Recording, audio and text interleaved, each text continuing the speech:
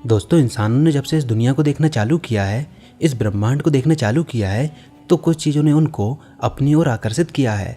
जैसे कि हमारा सन, मून, स्टार्स, इन सब चीज़ों में एक चीज़ कॉमन थी कि ये समय के साथ अपनी पोजीशन को चेंज करते हैं। अब वो आसमान में उड़ते हुए पंछियों को भी देखते थे, वो भी अपनी पोजीशन को चेंज करते हैं। और इंसान हमेशा से ये चाहता था कि वो ऐसी चीज़ों को बनाए जो कि अपनी पोजीशन चेंज करती हो। खैर, आज हम इस टेक्नोलॉजी को हासिल कर चुके हैं। हम एरोप्लेन का यूज़ करके काफ़ी बड़े बड़े डिस्टेंस को काफ़ी कम टाइम में कवर कर लेते हैं। हम स्पेस में सैटेलाइट्स को भेजते हैं। हम मंगल पर जाने की सोच रहे हैं। लेकिन आखिर इस टेक्नोलॉजी को अचीव करने में हमको इतना समय क्यों लग गया? जवाब काफ़ी आसान है। हमारे पास इन चीज़ को बनाने की साइंस मौजूद नहीं थी। हमारे पास इनको बनाने की मैथमेटिक्स मौजूद नहीं थी, इक्वेशंस मौजूद नहीं थी। अगर आप इस ब्रह्मांड को देखो तो सभी चीज़ आपको चलती हुई नज़र आएंगी। आपने स्मॉलर क्लासेस में ये पढ़ा भी होगा कि इस दुनिया में परफेक्ट रेस्ट में कोई भी ऑब्जेक्ट नहीं है, सभी चीज़ें मोशन में है। तो ऐसी टेक्नोलॉजी बनाना जो कि टाइम के साथ अपनी पोजीशन को चेंज करे, मूव करे, उसके लिए हमको एक ऐसी साइंस की ज़रूरत होगी जो कि चेंज का डिस्क्रिप्शन हमको दे। हमको मैथमेटिक्स ऑफ चेंज की ज़रूरत होगी। हमको एक ऐसी टूल की ज़रूरत होगी जो कि चेंज की जानकारी हमको दे। और आप सब जानते ही हैं, वो मैथमेटिकल टूल है कैलकुलस। अभी इस टूल का इस्तेमाल फिजिक्स में सबसे पहले किया गया था, क्योंकि फिजिक्स में ज़्यादातर हम चेंजेस की ही स्टडी करते हैं। तो चलिए आज हम इसी मैथमेटिक्स ऑफ चेंज को थोड़ा हिस्टोरिकल पर्सपेक्टिव से जानते हैं कि आखिर इसकी नीड इंसानों को क्यों पड़ी। तो सबसे पहले मैं आपको ग्रीक सिविलाइजेशन के टाइम पर लेकर चलता हूँ। इन्होंने हमको ज्योमेट्री के बारे में काफ़ी कुछ बताया। उन्होंने हमको शेप्स के बारे में बताया। लेकिन अरिस्टोटल ये मानते थे कि इन ज्योमेट्रिकल शेप्स से लाइक सर्किल, ट्राइंगल, रेक्टेंगल, इनसे हम अपनी यूनिवर्स को मॉडल नहीं कर सकते। क्योंकि अगर यूनिवर्स इन ज्योमेट्रिकल शेप से बना होता तो वो एक काफ़ी आइडियल यूनिवर्स होता, एक एब्स्ट्रैक्ट यूनिवर्स होता, उसमें कोई भी इरेगुलर शेप नहीं होते। लेकिन आप ये बात काफ़ी अच्छे से जानते हो कि किसी ज्योमेट्रिकल शेप से हम यूनिवर्स में होने वाले इवेंट्स को डिस्क्राइब नहीं कर सकते। तो मतलब उस समय ज्योमेट्री मैथमेटिक्स ऑफ चेंज को डिस्क्राइब नहीं कर पा रही थी। उस समय मैथमेटिक्स से आप यूनिवर्स में होने वाले इवेंट को डिस्क्राइब नहीं कर सकते थे। लेकिन जैसे जैसे समय बीता तो ये बात सामने आने लगी कि मैथमेटिकल टूल से आप यूनिवर्स को मॉडल कर सकते हो। अभी मैं आपको 17वीं शताब्दी में लेकर चलता हूँ। यहाँ पर मैं आपकी मुलाकात एक फ्रेंच फिलोसोफर से कराता हूँ। इनका नाम है रेने डिकार्ड्स।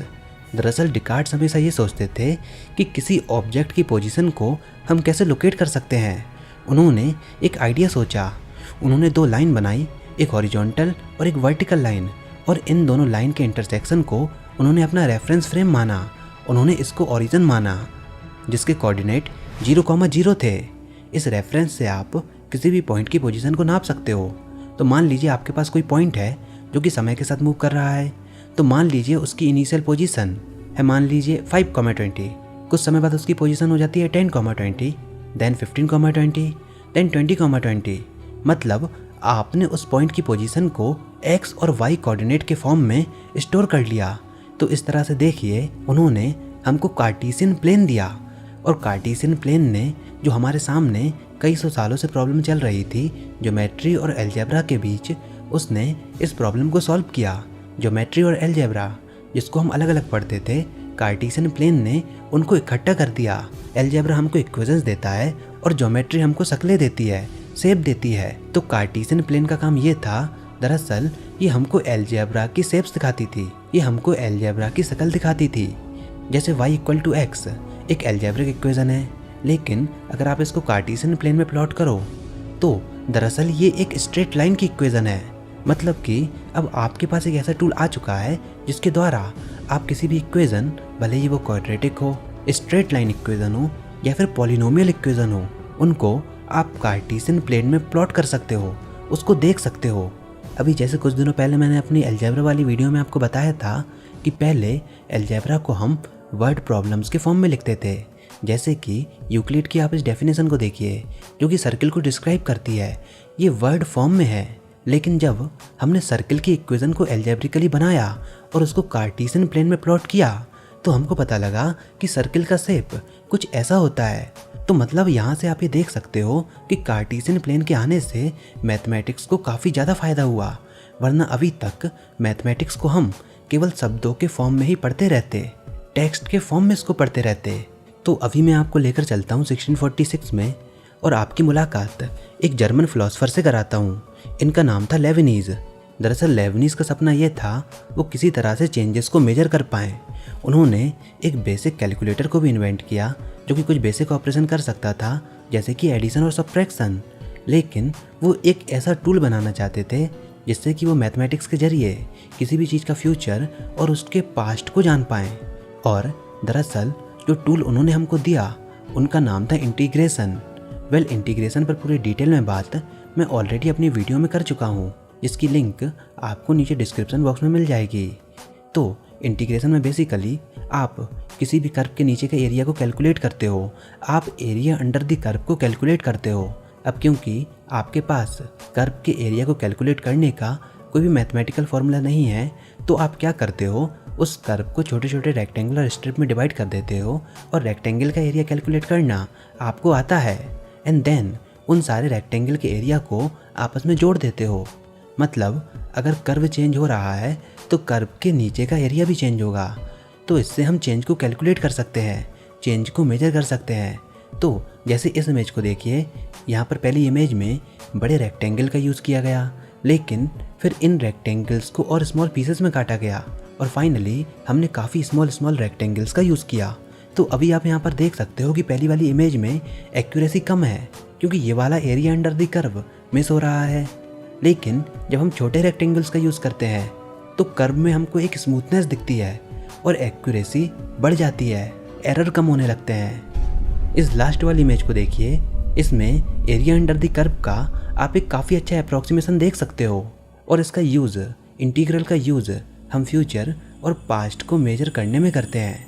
तो मतलब अगर आप इंटीग्रल करते हो तो आप ये प्रेडिक्ट कर सकते हो कि अगर पास्ट में ये चीज़ ऐसी थी तो फ्यूचर में ये चीज़ कैसी होगी।